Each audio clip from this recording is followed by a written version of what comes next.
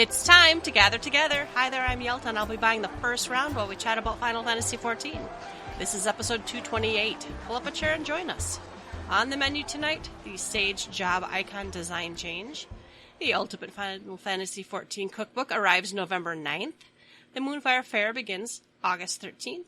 New optional items and limited time sale. Shadowbringers Final Fantasy XIV original soundtrack is now available on streaming services. A Q&A session from our readers with Final Fantasy XIV's Mr. Banri Oda by 4Gamer. We have developers blog. We have much ado about boosting lately, and we'll talk about it. And a new contest from us. But first, let's shoot the shit. What has been going on this week? Hey, Ruby. Hey, Yelta. What's happening? Oh, all the things. Beautiful day in the neighborhood. All the things. I've got a nice tasty beverage next to me. I'm a happy camper this Sunday. Had to push a little bit.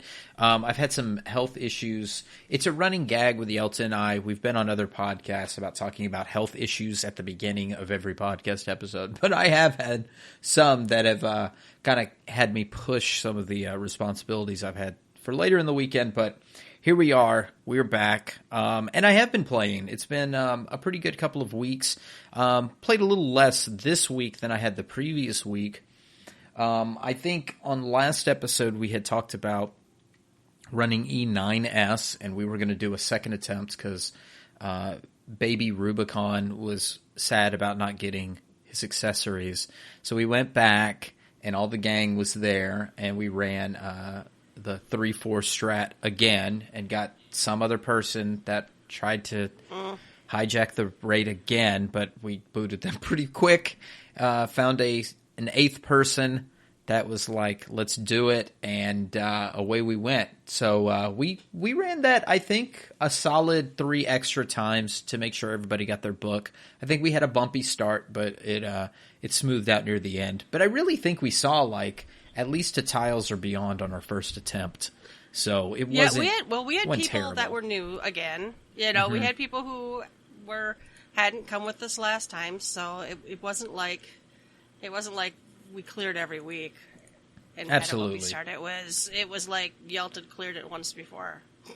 So I thought it went well for the kind of hodgepodge way we did it, and I've got 2 accessories now. I got a ring and I think a bracelet. Yelta got a 3rd accessory and feels no guilt. I think she felt no pain that night as well. That night, I was so trashed. It was fine. That ninja was stepping on your spot, Yelta. I'm sure of it. That's what was happening. No, I felt bad. That ninja was like, "Why did you kill me?" And I'm like, "'Cause I'm drunk." I warned the entire free company I was drunk before I even joined the party. I think it was fine. It was E9S. It was that was fine. We had a good time. So that was enjoyable, but we're kind of done with the E9Ss. I think we've moved on to Eureka. People want Baldizian Arsenal, so the past Saturday or so it's been gearing people up. Not gearing up, but we're leveling up. Getting people's levels up. And starting from Inamo, so again, with my health stuff, I haven't really been on, but I think they've gotten people into or past Pagos at this point, I believe. Just went into Pagos first time last night, I think. There we go. So yeah. I think I need some Pagos crystals. I probably will join up for the next iteration, and really when you do a second weapon, you can pretty much skip that Inamos. You still have to get the weapon, but it's really easy to get that, and then get to the Pagos step pretty quickly because you've got to get light, and that's that slows you down a little bit. Not too much. You get light pretty quick in Pagos now, but it's a extra time sink when you're doing it. So I'll probably join you guys for the next one so I can start working on maybe a white mage weapon. Well, there are 3 events listed right now for Pagos in our Discord. You can sign up. There it is. So sign up. And they're still lively zones. Eureka still has quite a bit of life in them. I think people are taking their knowledge of Bozja, taking it into Eureka, understanding a new battleground, a new type of activity that they can do, and it's fun. It's different than Bozja. It's not as good as Bosja in some aspects, and it's better than Bosja, I think, in some aspects. And it's lively. Like I said, there are people that still run it very often. There's, I think, a group of people that love Eureka and will continue to run it from here on out. So that's one thing. Okay, I got to talk about this. I got to have a little Ruby rant. It's Ruby rant time. I'm a beard deep, so I'm happy to talk about this. I got 9th place in the Triple Triad tournament last week. I think right now it's the Lightning's tournament. I think this was Rowena's Cup. And I got 9th in all of Excalibur, and I'm very happy with that. I stood around and I fought actual real players, like people, living, breathing.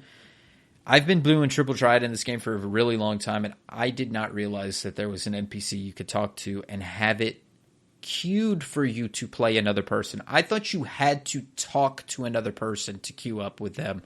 I did not realize you flag it. Well, I'm glad. That's relatively. I'm glad to hear that, because I didn't know this existed. So there is a person, an NPC, that will flag you to play, and it basically puts you in a queue. And while you're doing your other NPCs, or you can just stand around, as other people join that queue, it'll pair you up with other people who are wanting to play. And you're just playing cards with the other person. You just don't have to be directly in front of them to do so. And I did 5 matches, and I was playing the NPC as well, the Lord NPC, the highest scoring one. And of the 5 games I played, I won 2 and tied 3, or I won 3 and tied 2. Regardless, I scored 18-18 at the end of it. I didn't lose a match. I tied only the ones that I played real players, and won all of the ones I played the NPC. And I'm really proud of that score. And I was super happy that I didn't get bumped. I think I was 6th when I finished, and then I was 9 by the end of the day. I think I did that on a Monday, and by the end of the Monday, I'd got bumped down to 9. Pretty good top 10. I should be happy. I got a silver pack that was named after the tournament. It was like the Rowena's Cup silver pack or something. And then because I wasn't top 3, I guess I don't get the gold pack, right? And then I got 5 platinum packs for being in the top 10. Really great stuff. Really great. Until I open these goddamn cards packs. Until I look inside these fucking packs and get Alizé and Alphino. Here we go again. La Brea, Shiva, Thancred. Oh, wow. It's unbelievable that these are the types of cards that you can get in a pack that's named after the fucking tournament, getting 9th place out of all of the people in Excalibur on the server. And you get Alizé and Alphino, La Habrea, Shiva. It's total crap. They never put any effort into adjusting the Triple Triad tournament cards. I've complained about this forever. It's unbelievable that they put no effort into adjusting these card packs in such a way that they feel like you're getting something good out of it. If you get 1 through 10th place, I don't think you should get a pack that assures you of anything, but you really should get a pack that gives you, a percentage chance, a higher percentage chance of getting any of the Final Fantasy character cards. It just blows my mind. I would have been upset, yes, to get another Lightning card or another Zidane card or something like that. But I mean, I think the game should put all of the character cards, Cloud included, into that rotation. All 14, 15 cards of Final Fantasy characters into those special packs and give you a 10%, 8%, whatever chance of getting one of those cards in there. And then your gold pack, of course, being, the card for that tournament.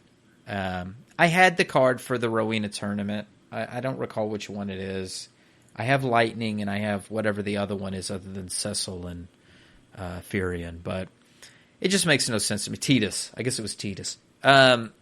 It makes no sense to me.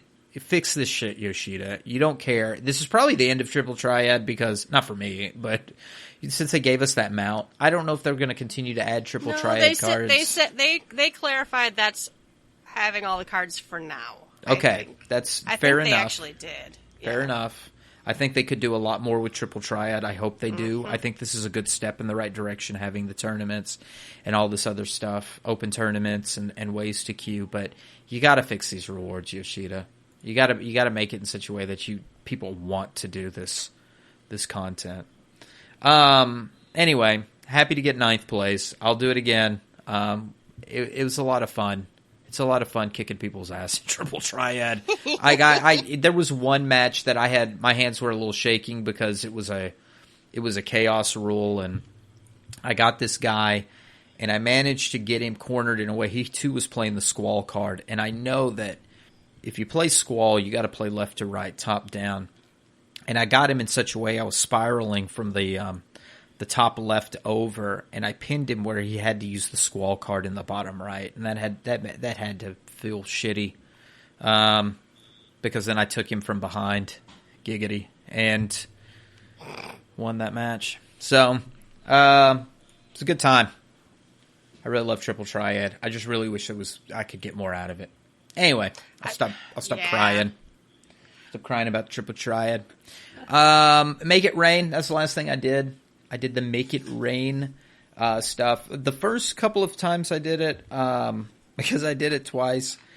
Once I missed one NPC. I did look up a guide, but only to find out where the NPCs were. I did not want to run around the entire Gold Saucer doing that. So I found out where all the NPC guides are, but I missed the frantic attendant, the Lalafell that lost his outfit. Oh, and so when I got to the end, I didn't have the choice to choose the Lalafell. And so I boffed it. And then, you still get the achievement and all that stuff. And then I was like, well, I'm going to do it again. But surely they don't make me talk to the NPCs again. Well, yes, they do. You have to talk to all the NPCs again. So I did like 2 NPCs and came back. I was like, fuck this. And then I saw a tweet. It was like, do your stuff today.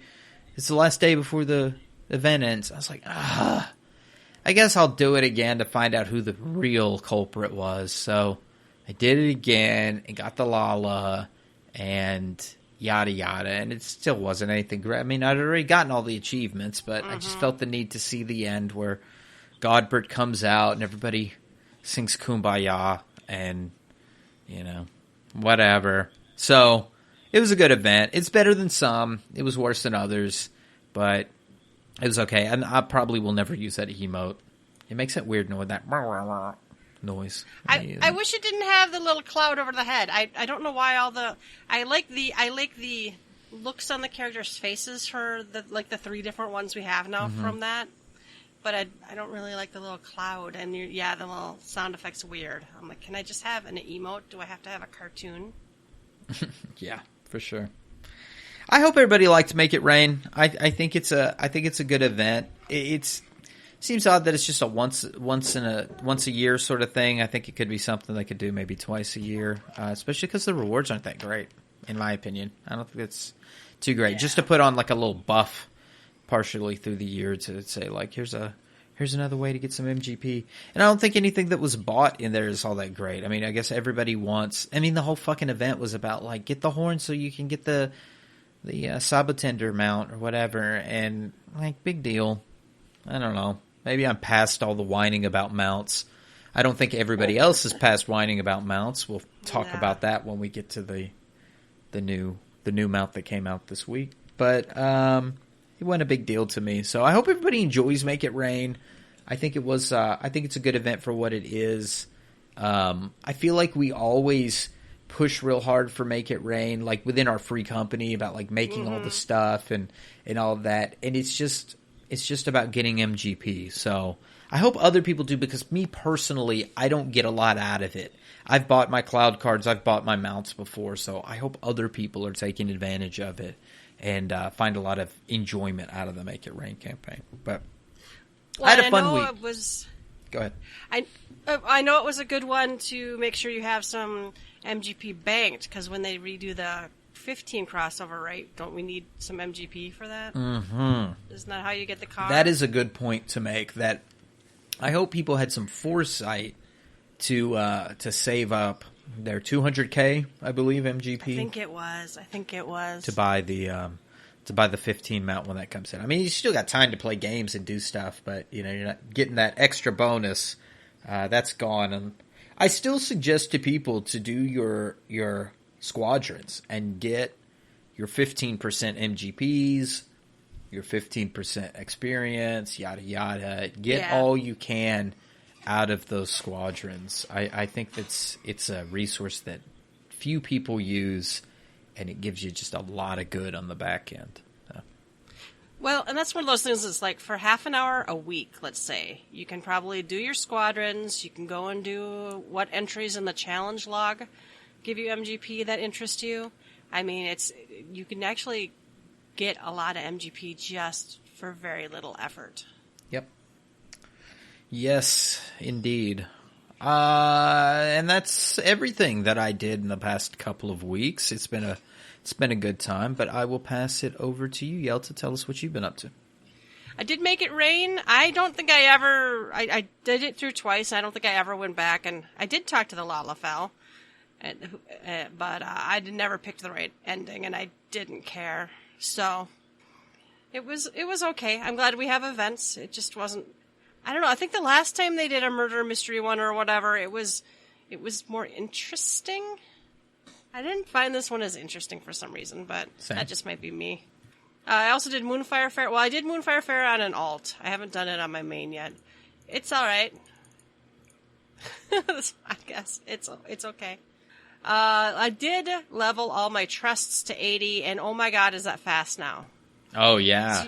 Oh my god. So you do I think I had everybody was through the first dungeon. I think I had everybody through the second dungeon. And it was you run it 2 or 3 times the next dungeon, then the next one you only had to run twice, and then the 79 dungeon you only had to run once. So I really in 2 days just finished getting all my trusts leveled up to 80. And they say you can give glamour to them. All you really do is click on them and you can choose this outfit or their old outfit. Oh. That's what the glamoring is. Who's the old outfit for for Graatia? Does he look like Crystal Exarch or what? Yep. Okay. Yep. That's cool. Yep. So if you ran with him during the first dungeon, he has his hood and yeah. Let's see. I did a lot of Eureka. I think I blew off one day because I have been having talk about health problems. The last 2 weeks in August are awful for me, allergy-wise. And I couldn't figure out. So Monday night, I don't know, Tuesday night, I had a headache for 5 days in a row. I still actually have a little headache, and it's just my allergies. So I did blow off one night because it's just no, I am too headachy. But I've been in Eureka a lot lately, trying to help some free company mates get through, get caught up.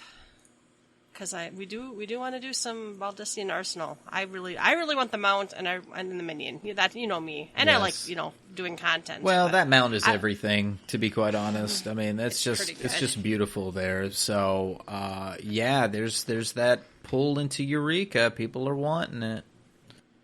And then you wanted some of the shiny armor and stuff too, and other people. There's a lot of weapons I don't have yet and stuff. So I probably last night. I've been at 9 lights for how long. I need to just walk over there, drop down, and turn it in before I go in next time with everybody, because I should really be working on a weapon if I'm in there anyway, helping out. And then, I don't know why, but once in a while I just decide to roll and play on another low-level alt. It's on Excalibur, it's not even on a different thing. I'm almost all the way through A Realm Reborn. I'm at Castrum Midi, the one that starts with an M.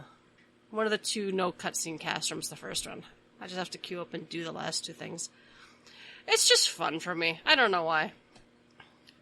It was interesting to see how people treat you in dungeons, and then how you get blind invites into free companies, and then they get sad when someone gets blind invited and then leaves. It's like, okay. But, no, that's the alt I actually did, Moonfire Faire on. Sorry, I don't have an answer for that. And my digital assistant believes that I said her name, and I don't think I did. But no, I just, and then I've been playing other games, quite honestly. I'm in the Back for Blood beta. That's a hell of a lot of fun. Still playing a lot of Dead by Daylight. Still got the Minecraft server going. You know, there's other things to do. Oh, also. absolutely. Yeah. I mean, I was telling you earlier, I even got back into Cube World for a short period the last couple of days due to some mods. So, yeah, if anybody's interested in talking about that, you can hit me up if anybody cares about Cube World anymore. But there are so many games right now. We were talking about all the Switch games that have been coming out, indie games, and it's only going to get worse. I mean, worse is that's a subjective kind of word there. It's if you love games, it's only going to get better, but your wallet is going to feel the pinch. So And your time. Yeah. So it's a tough time for us gamers right now. Respect us, please. Oh, and then I'm closing on a house this week, so it's Hey! So, yeah, there's a lot going on. There shouldn't be any delay in recording, though, because I think I close on Thursday, and I think our internet's getting hooked up on Friday. So, the bed and the computer might be the first two things getting moved over. It's hard to say. But there's a lot going on. All right, listeners, you can shoot the shit with us if you want to. Come over to the website, www.gtffxiv.com. Let us know what you've been up to. Bought us a round. Thank you to Drill on Patreon for your donation. It's fantastic. Thank Yay. you. First round is news. The first thing, this is old news now, but they basically showed us the Sage job icon and then pretty rapidly took feedback and changed it. So I think the design, they don't have the old one on here, but I do remember what it looked like. It was triggering some people who had the how do you say it? Trypophobia? Where the small holes freak you out. I have it with lotus flowers, dry lotus seeds. That freaks me out. That's the only thing it does to me. It's same. That is the only thing that, and I guess it's because they're smaller and bigger, and it just looks like. There was a time in like the early 2000s, maybe close to like 2006, 4chan would post all these images of people's thumbs, and you'd start to see these on advertisements, and it would be people's hands and thumbs, but they would superimpose lotus flowers on top of it. And so it looked like people's hands had all these pus pockets or something. That's what would disgust me. And that's a huge leap from 4 stars with a little circle in the middle, but I don't have trypophobia. People who do get the same heebie-jeebie I got from seeing those, like a lamprey eel's mouth. We're getting that from looking at this icon. My wife, in fact, has a mild case of it that occurs whenever she plays dungeons, and it has those nankas that have the seed pods on the back, the egg sacs, and they explode, and the baby nankas come out. In Heavensward zones, you'll see that, like in Dravania. Yeah. So that would kind of mildly freak her out. And I know we hadn't gotten deep enough into this conversation to talk about the backlash to this, but I did see people comparing this to other content in the game and saying, well, how come other content doesn't freak you out? I assure you, that content was freaking people out, because in Heavensward, my wife would have to turn whenever we would fight a Nanka, or wouldn't be comfortable whenever those seed pods exploded. It would be like, we have to interrupt that cast before those things pop. So I get it. This has been around for a while. This is a real thing, and Final Fantasy XIV is known for its accessibility. And to me, this fits under that realm of accessibility, making people feel comfortable as they play the game. Well, and I've farmed Hades with someone who the masks with the holes in them gave that his wings, with all the masks. She always had to tilt her camera so she couldn't quite see them because Sure. it gave her that, Well, and then people are like crying about changing in this, and it's like, this is such a small, minor thing. Oh my God, you were real. That's the hill you're going to die on. Is the old sage icon. It's a slippery slope, Yelta. If you start listening to people who need to change an icon, they're just going to make one button push as you run through the soulless loot tunnel, and this game has just gone to that crowd. I saw that argument, that statement in the official forums. Sadly to say, the most 14 I've gotten in the past 2 weeks, I've gone to the official forums every day just to see the sentiment, because there has been things like this that have happened every 3 days in Final Fantasy over the past 2 weeks, and this was the start of it. This news dropped the day after we released our previous podcast episode, so this has been news for 2 weeks that we've been sitting on, and for 2 weeks I had seen people complaining in the official forums about they changed this and are catering to some sort of snowflake crowd that wants the game to be easier by changing they filled icon. In 3 holes. They filled 3 holes in. I mean, who doesn't want to fill 3 holes 3 in? holes? I applaud holes. These devs for doing so. And they tilted the icon. In fact, the only thing that I have any issue with is I wish they just kept them straight up and down instead of tilting them. I get that it's the oh yeah, the little things rotate around and shoot lasers, and so they're gonna look like they're spinning and big freaking deal. This probably was the top 2 designs, and whenever they got the backlash for the other, just said, we'll pick the other design that we were gonna go with, and we didn't. So this was probably the other design. Big freaking deal. But people, want to die on the hill of this is that accessibility for players is as bad as just giving any player's whim what they want. If that was the case, why don't we have all the stuff that people want? How come the 1% didn't get their ultimate this go around? How come those that have been wanting eggy glamours or peaches or tacos or whatever else? Hey, if it was tacos, yeah, you can do it. But everybody's been complaining about their own little pet stuff forever. Honestly, if you really want Ruby's true heart opinion, I think it's a little bit PR, it's a little bit accessibility. It's an easy change for them because it wasn't already in the game. It wasn't going to break too many minds doing this. It looks like a heroic act by fixing the accessibility. It is listening to the crowd without changing anything drastic in the game. Because you don't see them going changing Hades, and you don't see them going to change other stuff. And yes, again, that is an argument. Like, how come people aren't afraid of this, that, the other? Well, they are. People are bothered by those things. I just don't think that Yoshida's going to go out of their way to change those things in the game. However, this had not been put into the game yet, so it's an easy fix. It makes them look good to those that were looking for this sort of thing. It's another crown in the achievement of accessibility. And those that whine, they were whining for 3 days, and I'm not quite sure that the whining has persisted. I will say that the official forum post was 22 pages deep on day 2 of this, though. It was, oh God, okay. it was full of crap. It was a cesspool. Wow.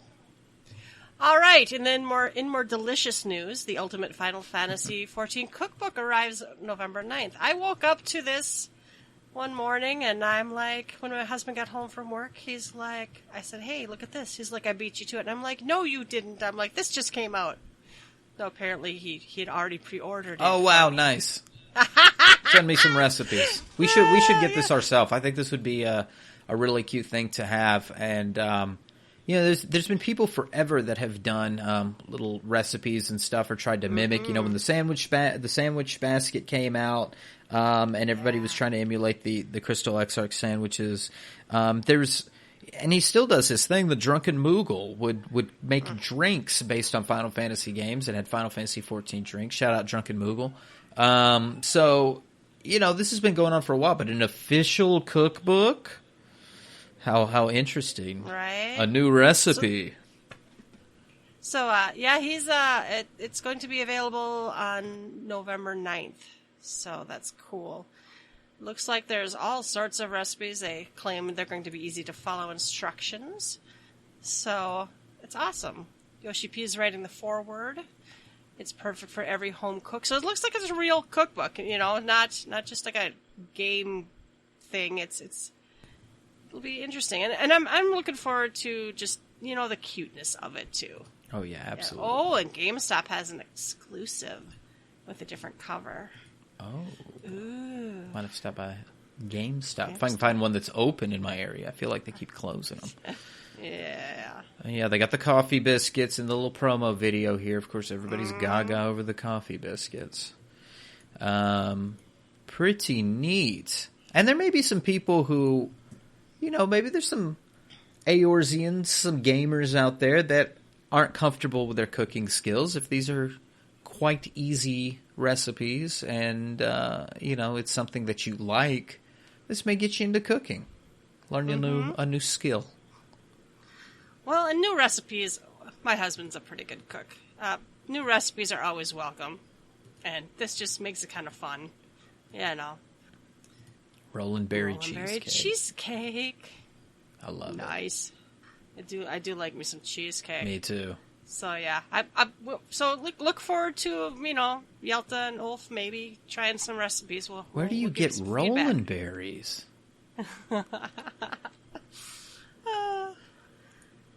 I wonder what they use. Raspberry, I think is what it Raspberries. says in Does it here. look like raspberries? Rolling berries are from 11. They might even be from earlier games, but I remember them specifically. In Rolling 11. berry pie, absolutely. Rolling berry tarts. Mm-hmm. All right, the Moonfire Faire has begun. That was on August 13th. It's pretty straightforward. It starts in Limsa. Oh my god, I clicked the wrong thing. Yep, it starts in Limsa by the Aft Castle. Teleport. Unseasonable chills. Now, you have to be level 30 for this one, which is it's kind of interesting, right? I wonder if that means they're starting to... Because it's been 15. A lot of these events have been 15. True. And this one's moving it up to 30. Well, do you know how... It doesn't take any time to get to 30 anymore. No, it's really fast. Does this one still take you out to... Costa del Sol. Costa, yep, takes you out to Costa, takes you out to that still Isle of Endless Summer. Yeah, yep. Costa's a level 30 area. Typically, when I'm leveling any job and I hit 30, I go straight to Costa to start buying gear and doing some fates and things out there. So, I mean, that kind of makes sense for the zone level. But I'm with you. I think it may be time to step up some of these quests to a higher level. We've had higher level quests before seasonal events. I think, what was it, the Shantoto one was one of them? That was higher. Well, the lightning one, you couldn't do the last quest until you were 45, wasn't it? Because I have a alt that she was only like level 40 or something, and I didn't have time to get her to 45, so she has all the pieces except for the last piece. So there was talk... Go ahead. Yeah. No, I was going to say, I can't remember if Shantoto was or not. Yeah, I don't remember if that one was a higher level one. So there's been talk about this one...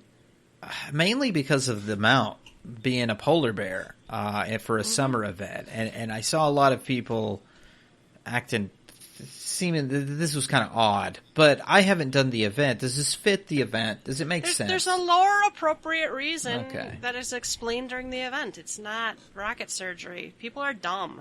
People have to comment on stuff before they even know. I won't lie. I won't lie. But that I'm like, wow, a polar bear for the summer event? Huh. But I'm not going to, go rant about how this doesn't make any sense, because if you do the event, it does make sense.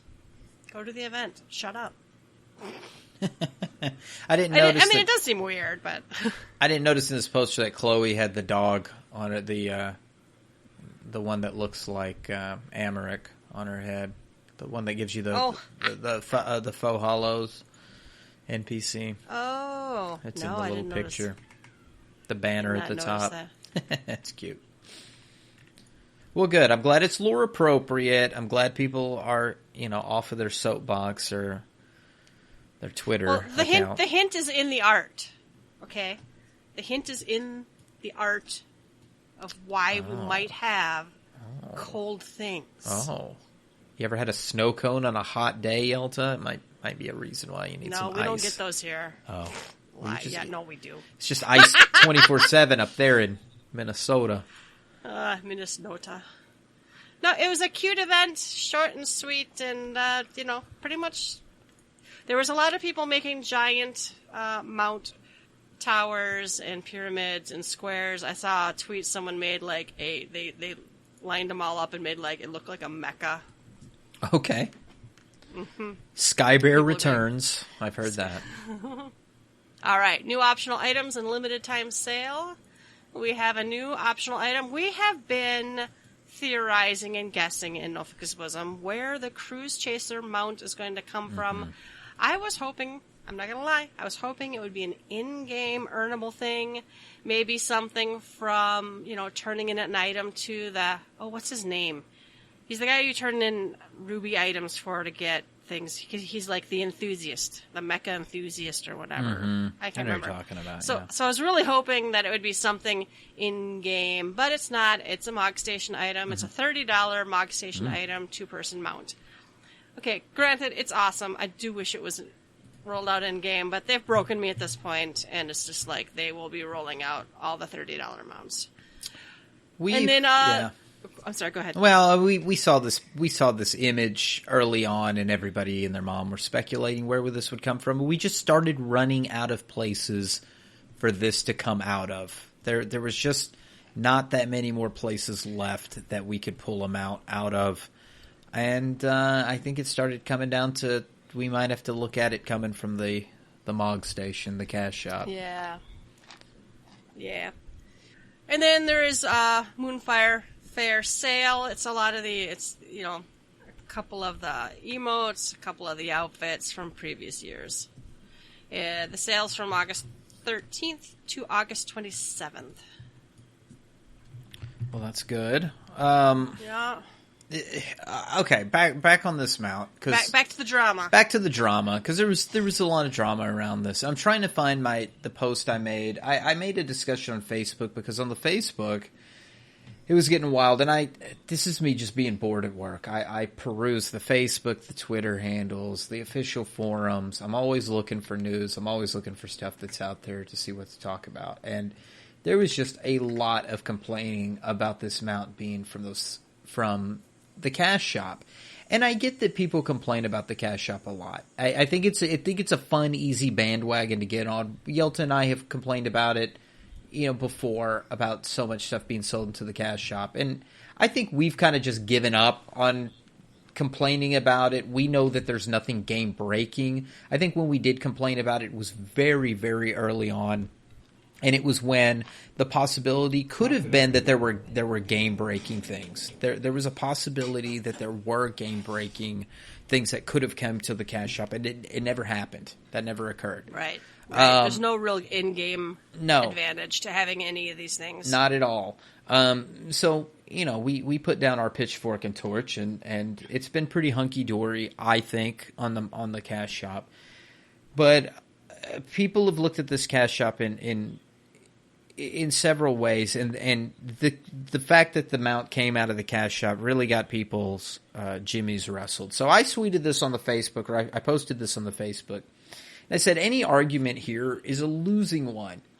If you lock this mount behind PvP, it makes sense with like Rival Wings, but Rival Wings, and maybe PvP in general for some, is not great.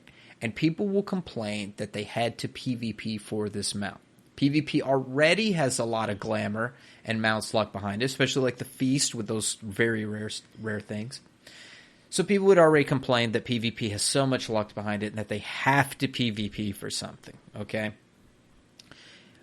Well, how about if you lock it behind Ultimate? Makes sense if you locked it behind T, right? The Epic of Alexander. Well, if somebody cries, well, the 1% only do Ultimate, and they already get weapons out of it that they can brandish in town and show everybody how great they are. So why do they need a mount too? Okay, so scrap that one. Well, what if we put it in like the Mega Cash Shop in Yulmore? Well, then people will complain about buying Gil. You're just promoting Gil selling. And then between Gil selling and buying things off the cash shop, and we'll talk about this in a little bit too, the money that you get when you buy like a boost, people are already acting like that's buying Gil. even though you get something stupid cheap, just enough to get by. People act like that's buying gil in itself, like buying bukus of gil. So the only logical place you could put this mount is in the cash shop, because it makes it accessible for everybody. It makes you not have to prog content that only the 1% do. Makes you not have to PvP or join some mode that only a 1% of the environment does, or less than 1%. It's a lose-lose all the way around, except for Square Enix. It's going to make $30 a pop off of the people who are just going to buy it. And the end. That's really it. So any argument you make over this mount, it goes on deaf ears. Square Enix is counting cash. You don't like it, don't buy from the cash shop. The problem is there's going to be other people that buy from the cash shop, and you can't tell people not to buy things from the cash shop when it's out there. And again, we'll talk about that when we talk about boosted people, because you can't say that something is illegal and wrong and bad when the company themselves sell it in the cash shop. Can't make that argument. So that's my take on the whole mount thing. Let people buy the mount that they want. Let people fly around and do what they want. I'm sorry that it's not an in-game thing. I do think that there should always be a way to get stuff in-game as well. But people have said that WoW has these really bad systems, and I think Star Wars made too with like the cartel coins or whatever. There's these really bad systems that make it seem like you can get things for free off the cash shop, but you have to do 10 times the amount of work anybody else would normally have to do for something, and you get these widgets or codes. Can you imagine if you were also getting Krista every time you ground for 100 hours of doing something so you could get him out? I mean, I suppose you could do something that way in it, but you get into some real weird systems if people are making real life money off of playing in games. So I don't even want to get in all of that. I'd rather them just sell it for $30, have people cry for a week, and then be past it, because there's a lot of other $30 amounts that are on the cash shop as well that you can go complain about. I don't know. I still would have rather seen it. Even if it was wolf marks, I would still rather grind up 100,000 wolf marks for it or something versus it being on the cash shop. Anybody, you don't even have to be good at PvP, and you can grind up wolf marks. Or put it in, a blue mage thing. Blue mages are doing raids, but, I mean, you could use that argument though. Oh, I have to play the game to get stuff. For me, it's never been a good excuse. You know what I mean? I do know what you mean. That's, I have to PvP. Well, then I go PvP to get those mounts and minions. That's what I do. You don't have to love everything about it. If you keep following that argument about down, it's like, well, let's just put everything in the cash shop then. Well, and then you can make the argument like you could just give everybody everything, and then it doesn't even matter anymore. So things have to matter. I'm firmly with the crowd that believes you have to have unobtainable items in a game. You just really have to have games that not everybody can get. There are things that I will never get in this game. There are things I cannot get because they've already passed. I can't get it all. And there's things that you can't get either. There are things that people in our free company that want to get everything, and they will never get it. I'm so sorry. Yeah. There's people out there there's that... a lot of stuff I won't get. it just will not happen. So, I can agree to some extent. I think that if you lock this behind some really heavy-hitting content and make people go do it, it gives a self-worth. It makes it really special. It does take the worth out of it to make it sell it in a cash shop. It doesn't make it special. But you can only put so many mounts locked behind so many content, and Daddy needs a new server. Daddy Yoshida needs a new server. Yeah. No, I don't know. I still don't like the cash app that much. Now, mind you, it doesn't stop me from buying all the shit off of it, because it's the only way I can get it. All right, the Shadowbringers Final Fantasy XIV original soundtracks available on streaming services. I don't stream a lot of audio, but that's cool. I think it's really neat. They block this at work for me. I can't use Spotify. I can only use Pandora, so it's kind of stinks. Okay. I have the soundtrack, so not a big deal. So it's 84 songs from the Patch 5 Point Everything series, from Patch 5.1 through 5.5, and it's releasing on September 15th. You can't stream. Well, I think. Oh, it's got through 5.5. Okay, well, yeah, that's special. Right? That's interesting. But yeah, no, it's nice. I don't think we're allowed to technically stream audio or video at work, other than stuff they require us to. Right. Right. Yeah, that's actually a lot. It's a lot of music. That's more than what's on the Shadowbringers soundtrack itself. If you go and buy the Shadowbringers soundtrack, I think it goes through like 5.2 or 5.3. And you're not getting the 5.4, 5.5. I mean, I think there's been those mini albums that you can get caught up on some of the tracks. I'd have to go into my music, which wouldn't take me more than a minute here, but yeah, there's quite a bit of music in Shadowbringers. Typically, they cut the album in half and sell it in two halves. And so what we've been getting, though, are the EPs. So Shadowbringers OST basically will take you through Blue Fields, Force Your Way. So I think that's 5.2. And then you've got 3 EPs, Shadowbringers EP 1, 2, and 3, that'll bring you through patch 5.3, 5.4, and 5.5. It's pretty cool. Getting it all. Yeah. All right, and then I think I'm going to throw this one over to Ruby. I read about this a little bit, but I think you actually read the whole thing. Well, I went down the rabbit hole. I was perusing the Twitter at work, and I saw our good friend and lore book contributor Anonymous, and he was tweeting about the markings on Moonbrita and the rest of the Scions, how they have their markings, like on the neck or on the face, that symbolize that they're Scions, are students of Baldizian. And I realized that was part of a longer interview with Oda, the lore god, the king of lore himself, over Final Fantasy XIV. Banri Oda, and this was just one question out of like a series of 10 questions. So I'll just kind of trot through this guy. 15 questions, in fact. So the first question that they ask him, and this is a translated article from 4Gamer. Question 1: did the Warrior of Light bake all those coffee biscuits? And it's kind of a cute answer that he gives. He's happy that people read the Guild Leaf flavor text. He would say that the person who made all the coffee biscuits mentioned in the story depends on how many times you, as the Warrior of Light, have completed the Guild Leaf, a cookie for your troubles. So that Guild Leaf, you make cookies in them.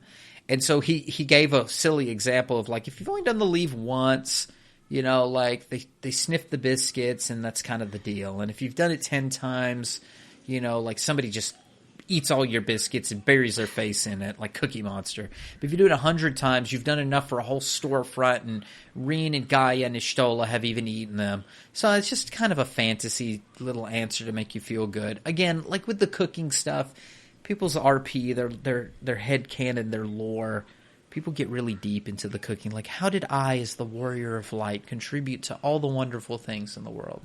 So, I personally have never thought about the cookie biscuits more than just the quest. I did see this in the official forums to sidestep a post about, I do not consider myself to be the Warrior of Light, and I wish there was a way to toggle that I was not called the Warrior of Light in all the quests. And it was like, what? How could you do that? He's like, there are so many already so-called Warriors of Light. I just want to be a Dragoon. Can I just be a Dragoon that helps the Warrior of Light and flag it so my character doesn't get called the Warrior of Light?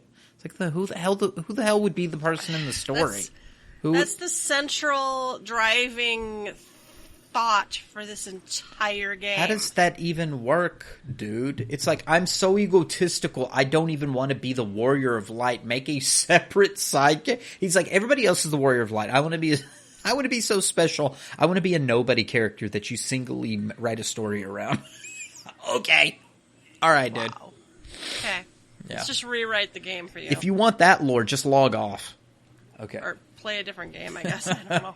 No, where you're not the hero. Live your life. That's one of the things people are like, a lot of people who have come to this game recently, I've seen that as like, ooh, you're actually the central character. You're not just some dude who shows up to kill 18 chickens. You actually are like the protagonist of the entire game. That is the fundamental divide right now between the WoW player base and the Final Fantasy XIV player base.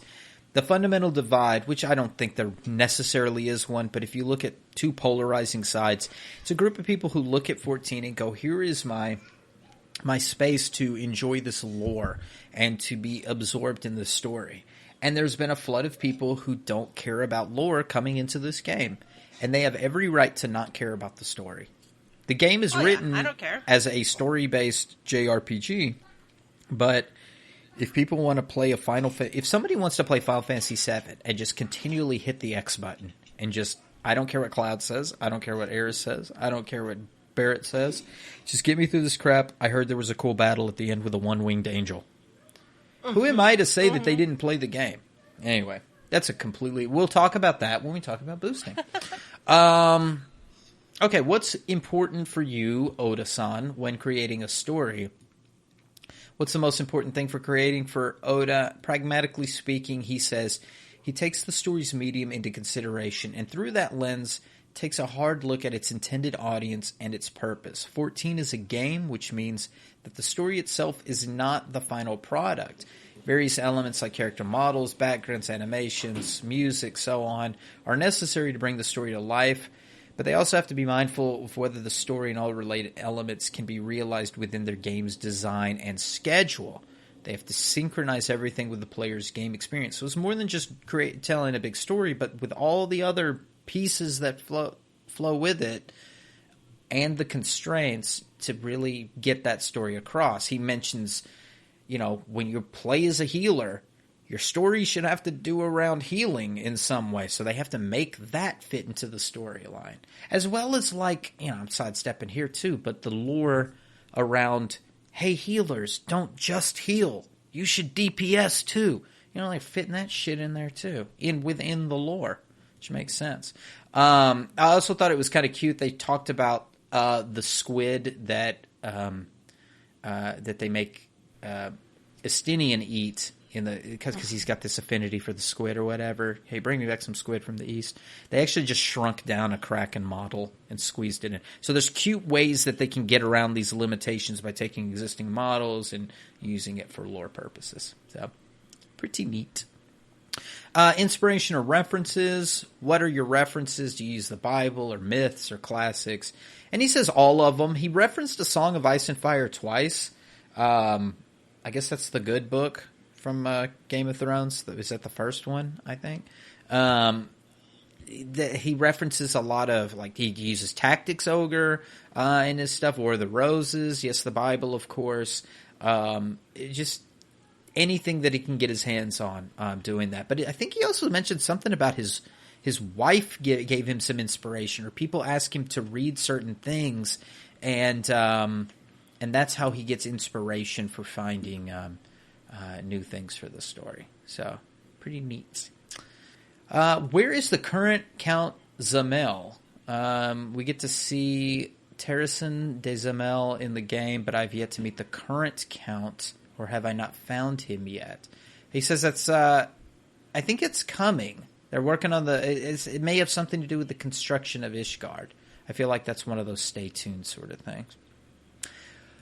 Big one here. This was a big bomb drop, and I think this was one of the ones that Anonymous was tweeting about. When did the Heavens Ward become enthralled? When exactly did the Heavens Ward become enthralled? Sir Zephyrin designated those with exceptional abilities as members when he became Archmandrite. Was he tempered at that point? Oda says when the previous one retired, Zephyrin was chosen as Archimandrite and was allowed to designate the new members of the Heavens Ward when all 12 were first granted an audience with the Archbishop. That is when they were turned or became enthralled. However, the Archbishop did not temper them where their minds were quote-unquote fully cooked.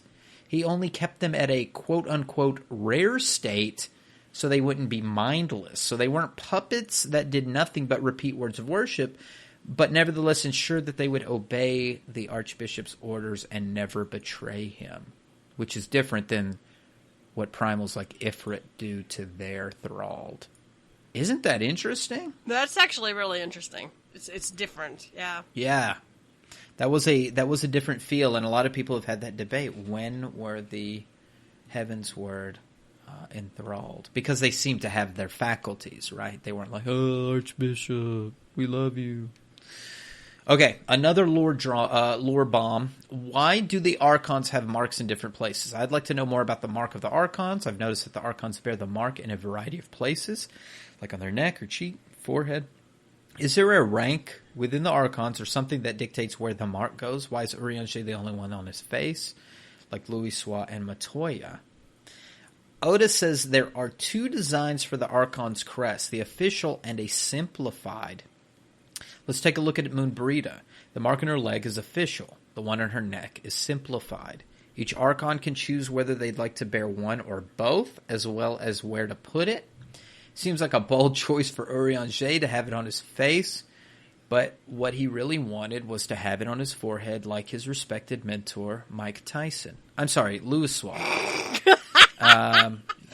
Kidding, folks. But yes, it's pretty interesting. I think people were looking for a deeper answer to that. Not that the two symbols were the same, but that they were something different. Like the students of Baldizian get one and something else means another. I feel like that's a little ham-fisted answer that it was just like, oh, yeah, well, it is what it is now. We just kind of go with it. I would have liked to have heard more about that. All right. Namazu. Why do they speak in the Ibaraki dialect? Forgive me for butchering that. They use certain expressions that are from a certain dialect in Japan, and Oda was asked if they were based after that dialect. He said, not really. We have a rule in the style guide for scenario writers that clearly states that Namazu don't speak with that dialect. But they do use certain expressions that are derived directly from the dialect, and they use it for emphasis or to show how eccentric that Gaioki is in particular. It's not a word that all Namazu use. So, a little interesting take. Something that I don't guess gets translated well to English. Okay, as a summoner, this is for me. Why can summoners call forth Phoenix? Also, is Tiamat upset when we summon Bahamut? So this was a funny little tongue-in-cheek answer that Oda pulled off, and I'll give Anonymous's take after the fact. But Oda says Louisoix used Phoenix's power of rebirth to reconstruct the environment destroyed by Bahamut. This caused corrupted crystals to appear all over renewed Eorzea. Doesn't the color of those crystals look familiar? That's right, they're the same color as Phoenix. When Phoenix returned to Aether, and all said Aether was spread all over Eorzea and embedded within those corrupted crystals. The Warrior of Light who passed from Cartnoan to A Realm Reborn unknowingly came in contact with Phoenix's Aether as well, which is why all summoners can call on Phoenix, regardless of whether they've completed Binding Coil or not. Regarding Tiamat, she was extremely displeased in the Telephori that were abusing Bahamut's powers, but she would not also be happy with you to twist and misuse his power as well. So treat Bahamut right if she's going to let you do it. But the funny part about Oda and the crystals is that Anonymous caught him in a little fib, because Oda says that Phoenix caused those corrupted crystals to turn orange, but we all seem to remember that in 1.0 the colored crystals were there. We had over-aspected aetherites that were orange because Atomos was sucking the aether out of them and was causing some major issues. So, nice try, Oda, trying to cover that one up pretty quick, trying to make that work. But it is a little neat retcon that they try to pull there. Cute. Mm-hmm. Moving on. How effective are healers at healing injuries? Basically, they use healing magic to replenish life force and bolster a target's natural healing capabilities. That's why you can't see somebody like fix an amputation with this, because it's only going to use what nature currently has. Now, symptoms like like an arm getting cut off or something major happening, there are potions, alchemic concoctions, real life medicines that will help with that. But yeah, you're not growing Raban's arm back with a cure spell. Mm-hmm. And also, you're only reviving a KO status, right? I think we've all known since Final Fantasy I, knocked out isn't the same as dead, right? You're just reviving somebody's knocked out status. All right, in the area of the in-game countries, how big are the countries? Can you tell us how big some of these countries are? They can give some kind of like references to some land masses, but I think there's some land masses that we haven't seen that are really big. They said that several large countries that are currently imperial colonies exist, but they are hidden by the clouds on the world map. So I'm interested in that. They already mentioned Dalmasca as like the second biggest empire or second biggest country. Garlean Empire would be the largest because it had so many separate nations. Azim Steppe is also fairly big. And Eorzea is small in comparison, especially with the city-states each being smaller. Ishgard shrunk because of the weather changes. They had to retreat from some of their areas. All right, next question. The Calamity's impact on the world. The 7th Umbral Calamity rained shards of Dalamed all over. Did anything happen to other areas of the world? Well, of course, Oda says it was a worldwide disaster, but because it was centered over Eorzea, it got the brunt. It did not affect other areas nearly as much. Printing technology in Eorzea. Do they have it? They talk about it in Sky Steel Manufacturing quest line. There is, in fact, certain ways that printing works, but it's different than in our world. For example, Ul'dah has a bunch of mammoths that can copy stuff. So it's interesting to look at how each nation or different technologies would be able to reproduce printing methods. I'm sure the Alligans had some pretty advanced methods of printing, but I guess we keep losing all that technology. Every time a calamity happens, we lose everything, right? Are the Ixal domesticating boars? The short answer is yes. In fact, you can get a lot of minions and see different boar-like things, like the shaggy shoat dropping from one of the Ixal dungeons. So, yeah, they like the pork. This one I thought was really neat, especially if you were into fairy lore. Is Fael's bell in the first made of bronze? Because pixies are repelled by iron, I noticed that the bells were green and could be made of bronze. And Oda says, you were wise. Because yes, they are green bells because they do not look like they're made from iron. They're made from bronze. But, as a side note, the bells in Eorzea are all made of silver with a brass pedestal. So, no iron in any of the bells. But really neat from a fairy lore standpoint. I didn't realize that. I think I'd heard that lore before, but didn't realize it. Are Diabolos and Diablo different beings? There's the Diablo armament in Dalriada. I call it Daldria, but Dalriada. And then you've got Diablos, the Void Scent. Are they the same? What's the deal?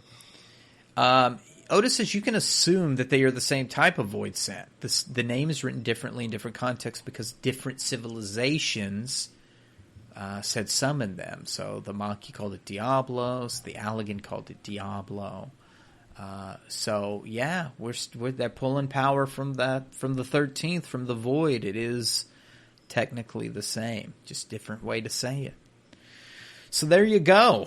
That is the gist. That is all the lore. Thank you to Anonymous for talking about this so much on Twitter and on the official forums, and thank you to 4Gamer for doing this interview. So pretty cool. I love to learn. I love to learn new things about this game, especially from Oda himself. There's definitely some interesting things, and it kind of tickles me that they try to, like, retcon some stuff. It's like, no, just leave it be. Well, yeah, I saw a tweet the other day, and I didn't call the guy out on it. I think he must be semi-popular in some circles. I try not to get into things with people on Twitter over stupid, trivial stuff. But, you know, you see something that's kind of, like, wrong, and you're like, is it my memory or what? And the tweet was about music in Thanalan zones in 1.0, and it was like, oh, I remember how the night music in Ul'dah used to play Twilight over Thanalan. And I'm like, well, number one, there wasn't night music in 1.0. There were day-night cycles, but no cycle of music. And there was no other theme inside of Ul'dah other than, you know, whatever it's called, Faces of Ul'dah, whatever it's called. I don't remember what the name of the music song is called. And then only in like 118 or beyond did they add a second zone music. They added, it's called like Twiddlewinks or Fiddlesticks or something like that. To one of the zones to mix it up. So like two of the zone areas had one song and two of the zone areas had a different song, and just to kind of give it a little life. But it was always Twilight over Thanalan over every Ul'dah zone when 1.0 launched. And it's like, are people losing their memories, or are they just claiming to be legacy now because they've been playing since Heaven's Word? You know, so, I'm old school. I rode with a Stynian when we took the Dravanian Horde. Like, no, fool. Remember we fought in the streets of Ul'dah. Mm-hmm. No, you don't remember, because you were hearing Twilight over Thanalan at the night music, and that's not what it was. So, anyway, just little stuff like that sets me off. I'm like, am I too old now? I'm that crotchety old guy that's like, I remember 1.0. Oh, I've forgotten more than I remember. I'm just like, I don't Maybe remember. On purpose. People sometimes ask me stuff, and I'm like, I don't know. I don't remember. All right, what's on top? We have a developer's blog. Moonfire Faire is feeling hot, hot, hot. It's just basically about the Moonfire Faire. They talk about the seasonal event from the 13th through the 26th, how to participate by talking to the little NPC in Ul'dah, picture of the mount's weird snowflake when you push the button. The Moonfire mask stall is cute. Some of these stalls are cute, but it's like, I'm not going to put all this stuff up in my yard. No, and I have a small house. It's like there's only so much shit you can fit in the yard. Yeah. And a couple of in-the-house food plates, tabletop I like the furnishings. grilled corn. Yeah. It's cute. A little short and sweet post. And then we have Let's Take Some Shots. Let us discuss boost drama. I'm going to let Ruby take it. I have comments, but I'm letting Ruby take it. Lord. So, oh, Lord. This, like I was saying earlier, the last couple of weeks have been pretty drama-filled in 14. And when I say drama-filled, this is all weak drama. I think this is very superficial drama that's been going on. The drama around the Sage icon from people who don't understand accessibility. That was all just pomp and circumstance, and that was over in a matter of days. And we recently had the Cruise Chaser drama, which again is about a superficial thing. It's about, do people want to buy a mount or not? Whatever. Big fucking I care, deal. but I'm not going to read a Tristy. I'm not going to rant about it. Make a petition. There's lots of them on the official Change.org. forums. Let's go. But neither one of those things are game breaking. The mount doesn't move faster. It doesn't make sages better. None of that. All right. So the newest drama is this boost drama. And there's the boosting thing, I think, has been around for a minute. Since boosts were sold, and when I say boost, I'm talking about story skips and job boosts. And I'm just using this term boost in general, mainly saying using both. And mainly in the sense of somebody who has not played 14 up to this point, level 80, and is using it to skip to level 70, plus all of the content up until Shadowbringers. That's basically what I mean by boost, and how we're phrasing that. However, there's been a lot of drama around boosts recently, more so than there has been in the past. And I believe this comes in tandem with the influx of WoW players. Now both of these things are not new things at all. No. We talked about this over the last couple of episodes, that the WoW influx has been happening for quite some time. There has been waves before. Nothing's new there. And there's nothing new with the boosts. People have been using story skips and job boosts for a while, And people kind of know when you see somebody who's boosted because they probably don't know their tooltips. They don't know that Monk has positionals. They don't know how to use their AoE stuff in dungeons. And it's more like stuff you just pick up when you play. You got told or you watch somebody else in a dungeon that, hey, just use your AoEs if it's 2 or more mobs or 3 or more mobs in a dungeon. Hey, just, you can dot all the mobs as a healer and you can keep your DPS up a little bit because you got all these off global cooldowns. Or as a tank, do this or whatever. You got those other little nuances like, should the tank run ahead? Should people pull to the tank? Da-da-da. And people can discuss that crap all day long. None of that tells me you are a booster or not. It's not understanding your tooltips, not understanding your rotation, not understanding fundamentals about your job. I think that would be the bigger glaring aspect about somebody who has boosted their job. Story skip, who cares, right? It's lore, right? Well, people care. Yeah. Let me tell you right now, people care, and it's become a drama. So the biggest thing that's happened is there's a streamer, and I don't watch this guy. This is not a promotion of anybody. I don't watch any of these people. But there's this guy, Limit Maximum. Limit Maximum has a Twitch channel and posts his stuff on YouTube. He's a streamer, and he wants to do some streaming. He's been streaming for a while. He's at his YouTube channel since 2012. It's 2021 as we speak, so he's had that for quite a bit. And he says he's going to play some 14 with his friends. He does a lot of WoW streaming. He says he's going to play some 14 with his friends, and he's boosting.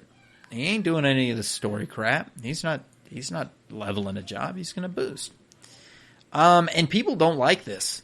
There's a post I'm going to read here in a second that is vehemently against this person and his boosting. But I'm going to read a little twit longer from Maximum. Not the whole thing, but the things I think are relevant to this discussion. And he starts, "Hey guys, I'm starting some FF raids soon with a few friends, and upon playing the game, I've noticed a few things different in the community that I'd like to write about." He says, "I started playing Final Fantasy almost a year ago during the some downtime in WoW and of BFA to see the game and play around with the content. I made it to max level, did the first Savage boss before big time prep for Shadowlands became a priority. I boosted. If you ever watch my channel, I play MMOs for a specific reason. I like endgame PvP. Endgame PvE. That's it. I don't care about story.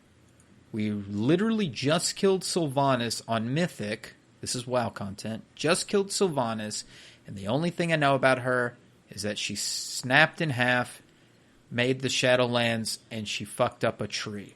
Well, that's more than I knew about Sylvanas. Boosting for me in 14 is a way for me to enjoy the game for what I like about it. There's absolutely zero chance that I or someone who plays games in a similar reason would make it through the slog of quests and cutscenes to make it to max level or even make it through ARR. The reason I'm saying all this is that a year ago I didn't hear a single negative thing about boosting. It wasn't because I was unknown. I was the highest view count streamer in all of the FF section and got a lot of people from different parts of the game to watch and enjoy. Something has happened in the past year, and people are choosing to boost for the exact same reason, are being angrily gate-kept by what I assume to be a extremely vocal minority within the 14 community. It honestly sounds like what the worst part of the WoW community sounds like, but somehow has been ported to Final Fantasy within the last year. I don't think these people have bad intentions. I think more than anything else, this game is getting more attention, and they don't want it to fall off.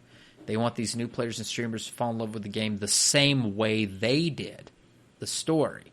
The story is the biggest selling point of 14, and when they see people willingly skip it, they feel they'll quit the game without seeing why it's great to them in the first place. Imagine you're showing your favorite movie to your best friend, and they're on their phone during the cool part. You pause the movie, rewind it because you want them to see it. It's exactly the same way in that, in my opinion. They're scared people are going to miss out the best part of the movie and say that the movie was bad. And this goes back to Quinn. When Quinn, this is the guy that we talk about, so stood in the AoEs. When Quinn boosted recently and subsequently said he didn't like the game or the story, I don't know if this is true or not, but it would certainly make more sense if this had an impact on this whole situation. Regardless, let people play the game they want to play. If people don't fuck with WoW quests or WoW lore, but they like WoW, there's no chance that they're going to make it to 80 in Final Fantasy without boosting. It's not a large majority of people, but the gatekeeping has to stop. These people leveling characters off screen are leveling characters off screen just to not get harassed. It's fucking strange. He talks a bit about game tribalism, but it's more around CSGO and WoW. And then he finishes up with upcoming Final Fantasy streams. And the only part I really care about this is that he says he's playing 14 soon with the intention of doing the raid fights blind with the gear knowledge that they had at progression. He's got a nice team of people, some world-first players from Limit, Echo, Pieces, some content creators, and some casual players. It's going to be fun, but I want to state that what this content is going to be, since from what I've seen, the people majority are misunderstanding what we're doing. And that misunderstanding, I believe, is what's coming out from people saying, wow, dude, you're going to boost and stream and ruin everybody else's experience around you because you're not going to know how to play and you're not going to know crap about this game, and 3 other people in a dungeon are going to have to put up with you single targeting killing mobs when you should be AoEing or not pulling to the end of the dungeon or whatever. And it's complete bullshit. It's complete manufactured outrage over nothing. So I want to read the manufactured outrage. I want to read this post that has been targeted. I'm not going to read this person's name. It's easy to find. It's still out there today. It's a Lalafell. No, not really. But it's we're talking about people who just have this narrow point of view about how people should play the game. So here's the post on Twitter. It says, apparently not supporting boosting and the in-game money it gives you is toxic. Most of the people who quit WoW due to the store items and boosts in the Burning Circle are now justifying boosts in 14 just because some limit idiot is coming over. This is just a bunch of fucking morons. I don't give a shit. All he wants to do is raid. I don't care because raiding is fun. I do, however, think it's stupid that he and his friends are undoubtedly going to talk like they're the best at the game, but couldn't be bothered to level past 15. All this guy and his sycophants are doing is justifying boosters to skip the leveling process through store-bought instant gratification, then act like they earned that raid kill. You aren't earning shit. You bought the win. But I guess Limit is used to that. Okay, so I burst out laughing. Oh my god. Go ahead. I don't know what this guy's problem is directly with Limit. This person may have like a vendetta against Limit Maximum or Maximum Limit, whatever this guy's name is. But there may be a vendetta. There may be some other stupidity that's going on behind the scenes. Well, and maybe there is a history, but I don't know anything about it. I don't know anything about the history either. I take this just like I took the Asmongold situation as somebody who purely is coming in playing 14. I'm only judging them by their 14 streams and what their comments are on 14. I don't know what they said about anybody in 2014, 2012, 2008. I don't know what they did or said back then in their high school yearbook. Okay? What I do know is what they've done on a 14 stream and are promoting the game, and what does it say about those that are playing 14. When I see somebody like Maximum Limit, is that his name? Limit Maximum, apologize. Limit Maximum saying, I'm going to do something with 7 people that I know, and we're going to do this way, and we've all agreed to it, and it's supposed to be fun, and you're welcome to come watch my fun and come give me money if you want to. Come watch my stream and give me ad revenue if you want to.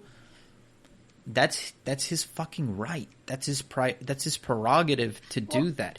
If the in-game store allows you to buy something and you buy it and then you say, me and my friends are going to do whatever, then why not? If somebody bought Final Fantasy VII and said, I don't care about the lore, and just gets to the end, who am I to say why not? If the game allows you to do certain things, and you do them or you don't do them, but you have F-U-N, fun, at the end of it, who am I to say not? And when this person says, I don't care because raiding is fun, I don't care that this person is having fun doing the stuff that they're doing. I think that they're stupid because they're going to think that they're great. You're worried about what somebody is going to think about themselves after doing. You're mad that somebody's having fun doing a content. And what kind of you're worried that somebody's getting some sort of stream credit for doing something? I also don't understand the comment about buying the win. Now, I guess there's some comments around that you get gil when you boost, but again, it's a very small amount to give you some minuscule. gear. It's not gonna let you walk out and buy best in slot for whatever ultimate they're doing. Right. I don't understand how you bought a ultimate win by boosting. If that was the case, I would just boost. Then I would have my ultimate wins, and I could just walk around with weapons. But that's I have all the shinies because I gave the Mog Station honestly, $15. Yelta, if this is the type of entitlement that we're going to have, again, you and I are legacy. You have legit White Raven earrings. There should be an NPC sucking your dick every day in the game, right? Shouldn't that be shouldn't you have a mount? Oh, they're in my basement. Okay. Well, that's what I keep my Lalafels in the in my squadron for. You should have an NPC with somebody just whatever you want. You should. All I'm trying to say is, if it was about entitlement based on how long you played the game, Yelta and I should be riding on giant crowns. But that isn't the way this game is played. That's not the way this works. You're telling me somebody in the alpha for 1.0 should be better than somebody in the... That's not the way this works. And I think some people have done some research on said people or whatever to talk about how many jobs they've got leveled or whatever else. I mean, you start throwing stones in glass houses, you're going to have issues. So, Yelta, I know you've got some major comments around this. I've got a few comments. First of all, I support what Max is doing. I don't like level boosts. It makes me sad that people don't enjoy the storyline, but it doesn't hurt me.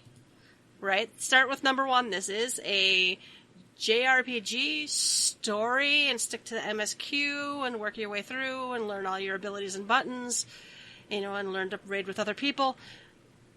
That's, I think, how it was written, but they also gave us the option to jump, like you said. And this person, Max, has a plan. Max has people lined up to accompany him with his plan, and they've decided they don't care about the story. They just want to do the raid. Mm-hmm. It also looks like they do endgame stuff in other games. These are people who are not gonna just... There are people who buy boosts that I don't like.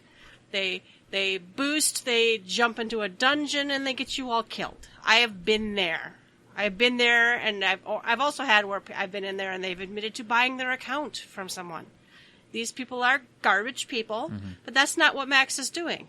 They're gonna read their buttons. They're gonna boost. They're gonna get into the game. The tiny bit of gil you're given for that is not gonna mean anything, and they want to go blind, which means they are gonna have to learn how to play the game. They're gonna have to learn how to play together. They're gonna have to first of all unlock it. So there might be a few, unless they're doing it all together. They still have to do don't you have to clear whatever the raid is, Savage, before you do the ultimate? Oh yeah.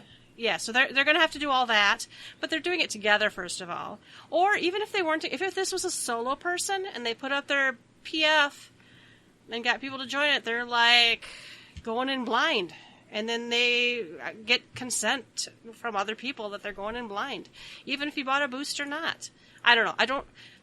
This is not buying a win. You still have to perform the fight. You still have to push the buttons good. You still have to find a team who can all push buttons good. Sure. If they don't like the story, they don't care about the story. It's not hurting anyone. What's the worst thing that could possibly happen? They decide to queue up for roulettes and do a dungeon poorly? Well, because they need tomes or something? I mean, I don't know. And I have a feeling that this person plays endgame. They're gonna have gear, and they're gonna read their tooltips, and yeah, they might stand in some orange shit and we might laugh at them. But it's like, I don't know. I'm not crying a river about this. I am sad that there are people out there who don't care about the story, but it also doesn't hurt me. This is not hurting anyone. The only one who might be slowing down is these guys who are going to prog without having experienced any other, they don't know which one are they going to do. All the Probably raid all fights of them. blind. Think about right? it, Yelta. I mean, Yeah. this guy's making streaming cash for a living, Yeah. right? You want to stretch that shit out as long as possible. You want people to yell at the screen. You want people to. You're an entertainer. That's the difference. Yeah. We're not. If you and I were doing it, yeah, we fuck around and go blind the first night because that's. We just want that experience, that thrill. But that thrill is gone after that. We want to clear the ship. This guy don't want to clear it. He wants to stream it. He wants to stretch it out as long as possible to make money. I'm not stupid. It's all about entertainment. The stupid one is the one that lets the entertainer draw them in emotionally. Like this Joe Blow who's commenting, you have been pulled into the trap. Not that Maximum Limit really has set a trap out for you, but any entertainer that is living rent-free in your head, if I'm sitting here thinking of Kevin Hart or something, well, damn, Kevin Hart's winning because I'm thinking about him. And I'm probably going to laugh at the next joke that he says if I see an image of him or a next movie that comes out being like, yeah, that Kevin Hart is great. If somebody's living in your head rent-free, then they've won. And so, and all Limit's trying to do is have fun. Well, and how pathetic are you to get your panties in a twist about this? Oh, it's so stupid. I mean, well, and then the other one that also made me die is it doesn't take that much skill. It takes more time than skill to actually hit level 80 and get through the storyline. Sure. Right? I've done complete playthroughs on 2 characters where I read everything. I'm doing a Realm Reborn on a 3rd character. I've actually done a Realm Reborn on several characters. And theoretically then, it's, I don't know, how many hours of playing whatever.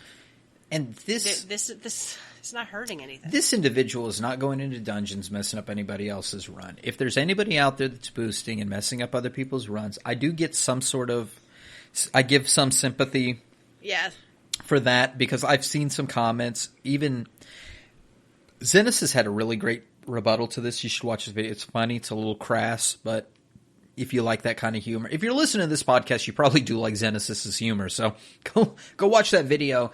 And it's pretty funny. But one of the comments in the chat while we were watching the video, my wife had me pause it so we could see it, was that somebody said you can tell the boosters by their second ring slot. They have a crafted ring slot typically because they don't, they didn't do other content to get the second ring that's usually best in slot. They just went for something, pentamelded it and went or something, or maybe not even pentamelded. So I thought that was kind of a tool bit, like a tidbit that I wasn't expecting. But then also, do you check every tank, dude, that's in a dungeon to see if they're boosted? Like, is that how rent-free that people... Like, I never check anybody. I guess I don't do dungeons enough that I'm worried about... God, this tank looks like he looks like he sucks. Unless there's a wipe. I mean, usually, unless there's a wipe, I usually don't check. And honestly, the people who... See, it's not boosted or non-boosted. It's decent, good players or experienced players or bad players or maybe just inexperienced players. I don't know how many times I've gotten in there. And accessories can be hard to a point, but... Yeah.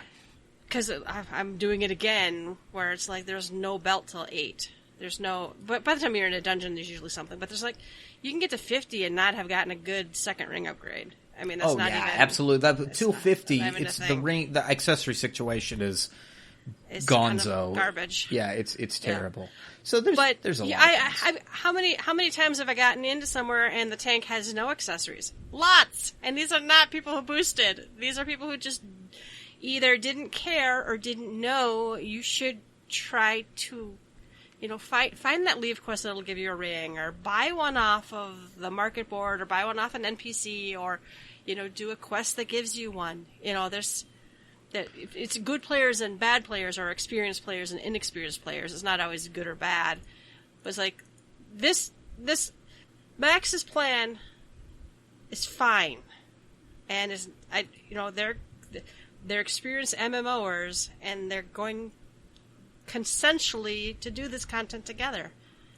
Why are you so worried about it? What, I mean, show me on the doll where, the raider touched you. I just... Fuck. It's much ado about nothing. It's total crap. I had one other comment, I can't think of what it is now, but it was about how stupid all this stuff was. I'm at a loss for words. I kind of get that Peter Griffin, who the hell cares, meme in my head whenever this kind of stuff happens. And I know, and when I bitch about the Mog Station, people are like, "Who the hell cares?" And I'm like, "Yeah." I also didn't write I didn't write a bunch of tweets in a row about how horrible it is. Oh yeah, well, you could have been, you could have gotten famous like this person did for this kind of trash. I would rather be blown up for being nice to someone. I don't know. All right, I noticed we had a couple of tweets, so we're going to do happy hour. We have, the first one is from Alacoda. Just wanted to say that you guys have a great podcast. I'm one of the recent WoW refugees and was looking for a Final Fantasy XIV podcast to listen to at work. And man, am I glad I found this one. You guys have a great rhythm together and are very informative. Cheers. Thank you so much. Thank you so much for listening. I hope we're not too anti-WoW. No, I think we're not. I'd also be interested, you don't even have to tell us publicly, we won't say anything, but kind of curious, why you left. Is it the same reasons everybody else is saying? It's just nothing to do in the game, or are you taking a political stand, or are you just bored? All right, and then No Dice says, returning player, Mythic WoW refugee in process. I originally played till 58 Dragoon and got asked to 50. Game has changed a lot, it seems. Final Fantasy XIV always felt like a system bloat, so many systems on top of systems for gearing, especially, and that hasn't changed anyway. Hi. I'm not sure. There's like crafted gear and quest gear and tome gear, and there's like AF. Well, I think you're right, No Dice, but I also think that they've made simpler ways to cut through it, and you're probably seeing all this stuff, but a lot of it is superfluous. And it is an issue with the game. It has to do with the way that the patch cycles. That one really great, I think it was the Jesse Cox video that talked about the patch cycles, and that when 14 goes through the catch-up phases and then the next tome phase and the catch-up phase and the next tome phases, and then you leave an expansion, you go to the next one, you almost just cut through all of that bullshit. Like, you don't even... Like, all that stuff in level 70, it's just like you just cut through all that bullshit, buy the highest level tome stuff that you can afford with Poetics, and then just cut through it and then just move to the next one. It only gets, like, kind of bloated when you get to the level 80 now, which will be 90 when we get to Endwalker. The current stuff. And if you're there from the get-go, it's pretty good, because you got tome stuff, and then the upgrades to the tome stuff if you want to wait to the 0.1, the 0.3, or the 0.5s, the odd number patches. Then you got the 24-man raid stuff. But you start to see that bloat grow. So I can imagine if you come back in like a 5.4 or a 5.5, you got all that bloat from 5.0 all the way up to 5.5 that you have to wade through, because you can't cut through the bullshit with Poetics like you could for the 70 and the 60. Right. And at one time, we didn't even have that. The Poetics weren't that knife right through all the other crap to get to it. So hopefully they continue to streamline that. But like, if I was coming in, I hadn't played since the end of 4.0 or something, and I saw all the gear and I couldn't remember, well, wasn't it before you had to have this number of books and this number of coins and this number of things? Be like, guys, Jesus Christ, can't I just go to an NPC and buy this stuff? But there are some things like that too, like being able to take the crafted gear and upgrade the crafted gear to at that one NPC that will do that for you. Although I think those menus are bloated. Where you can get that upgraded crafted gear. Oh, you turn in that piece? Yeah, right. That had a problem. Did they ever fix that? Well, they did a little bit. They truncated one of the menus so it was harder to make a mistake, but you can still make a mistake if you turn in the wrong piece of gear and you get the normal amount of totems instead of the HQ amount of totems. But there are simpler ways, is what I'm trying to say, to get it where you can just kind of walk in like, buy some crafty gear real quick, swap them out, be somewhat decent, and then do some other things. But yeah, there is a lot of bloat to the gear. It kind of goes back to what our old friend had said about the vertical versus horizontal gear progression. This game will never get to a spot where it's not just feels like you're drowning in gear because there's only one way to get certain things. It's just I don't know. Hopefully they come up with some better ways to do it in the future. Yeah, the current level cap gear is probably the most problematic. But if you play as the stuff rolls out, it's not as bad. But pretty much all the way up to 80, it's either an upgrade for you or it's a piece of glamour. So you can just kind of, I don't know, it's either an eye level upgrade or glamour. Otherwise, just, sell it off, turn it into your grand company, whatever. There are a lot of systems, but I don't know. Dice, thank you. I thought about that other thing I wanted to say from earlier, and it may fit in with what Dice's stuff here, but at least it fits in with the systems and upgrading. And that is a statement I have seen repeatedly that I am full agreement with. Yelta and I have talked about this before. If we're really worried about boosted people or returning players like No Dice trying to figure out what's this new thing, why do they not upgrade Hall of the Novice to show all of the new icons that people need to know for stack markers, things of that nature. Runaway markers. Runaway. AOE, yeah. It's funny to tell the millionth time of a sprout that ran away with the arrows on their head to stack. Ha ha ha. But there is nowhere in the game other than plain. And that, I guess that would show a boosted player when you have no idea what the markers over their head mean.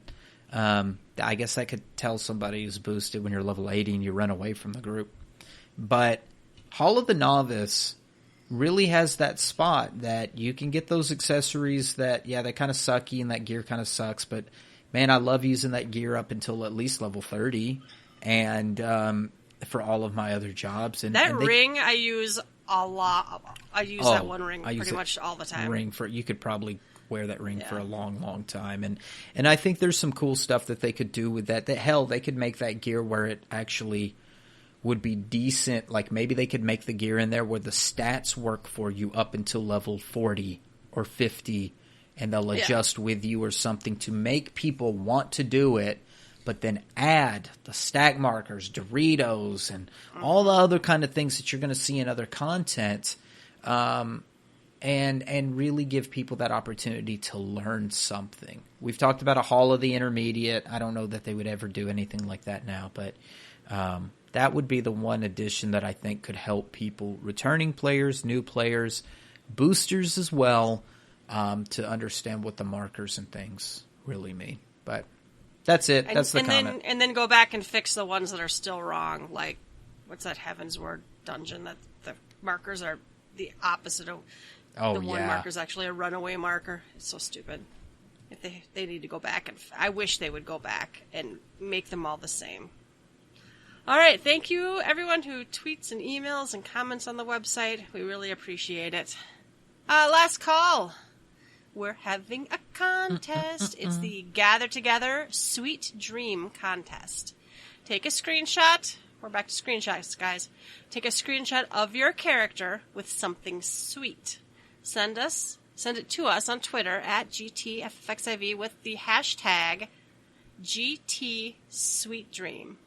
Contest runs from August 15th through September 30th. One winner gets the Chocopoker mount code. Yay! So, thank you very much to Beldandy who got a spare code and shared it with us, and we will now pay it forward and share that with you. Yes. I'm excited. Summer's ending. We wanted to do something nice, and we got this extra code from Beldandy, so we really want to share that with the community. I know it's not a cruise chaser, but it's still pretty cool, and it's something different. I'm not sure if you can still get it from Butterfinger or not, but it may save you $5 if you enter our contest. So, yeah, we'd love to give that to you. And we will have an additional contest, I believe, after this. It'll take us all the way to Endwalker. We still have a black Chocobo mount to give away as well, so we'll come up with something for that. So we're trying to keep it pretty contesty between now and the launch of Endwalker. So join. Our last winner was very happy with their minion. So thank you for listening. Join our contests. Talk to us on Twitter. We love it. All right. Then I guess it's closing time. You don't have to go home, but you can't stay here. You can find links to all of our episodes and blog posts on our website, gtffxiv.com. While there, leave us a comment, and if you'd like to, you can support us by clicking the donation button. You can find us on Twitter at gtffxiv. Email us at gtffxiv@gmail.com. Please rate us wherever you listen to us. Personal plug, Ruby. Yes, you can find me on Twitter at Rubicon Vale, RubiconVale. And you can find me, Yelta Sumasu, YeltaSmasu. Thank you so much for listening, and we will catch you next time. Bye-bye. Bye-bye.